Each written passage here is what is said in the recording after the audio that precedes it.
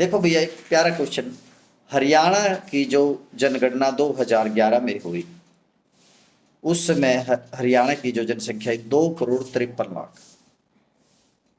जनसंख्या घनत्व क्या होता है?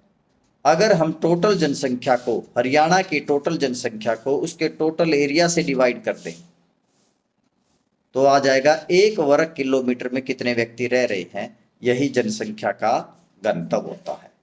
तो हरियाणा का क्षेत्रफल कितना? 44,212 वर्ग किलोमीटर। और जनसंख्या आपने कितनी बताई? 2,53,00,000 को अगर आप 44,212 से, उस दिन मैंने भाग करके दिखाया था, लगभग 573 व्यक्ति प्रति वर्ग किलोमीटर हरियाणा में रह रही है। आए क्या समझ में? आए क्या समझ में? तो जनसंख्या के हिसाब से देखें, हरियाणा एक ना तो ज्यादा बड़ा है ना ज्यादा छोटा है।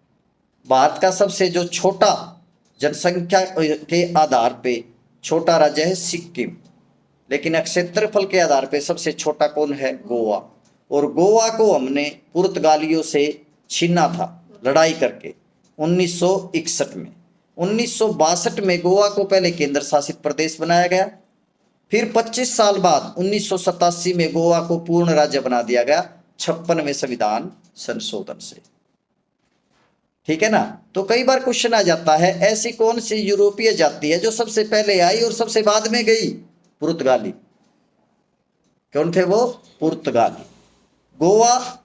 गोवा जनसंख्या के आधार पे नहीं, क्षेत्रफल के आधार पे सबसे छोटा है।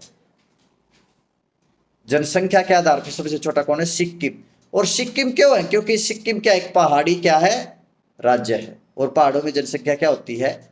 कम होती है। और सिक्किम में ही भारत की सबसे ऊंची चोटी कौन है? कंचनजंगा।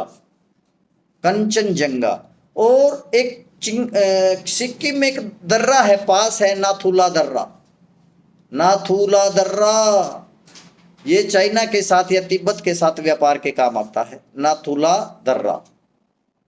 नाथुला दर्रा। दर्रा क्या होता है? दो पर्वतों के बीच में एक संकीर्ण सा रास्ता, जिससे सड़क बन जाए, आने जाने का गलियारा मिल जाए, वो क्या होता है? पासिज। पास या पासिज, दर्रे। ठीक है ना? तो जितने भी पहाड़ी हिमालय पर्वत वाले राज्य है, जहां से हिमालय पर्वत का विस्तार है, तो वहां पे पर्वतों के बीच दर्रे बने हुए हैं। जिस तरह से जो सिंधु नदी है, ठीक है ना, या हमारी सतलुज नदी है, हिमाचल प्रदेश में कौन से दर्रे को पार करके निकलते? सिपकीला दर्रा। कौन सा दर्रा? वो सिपकीला दर्रा।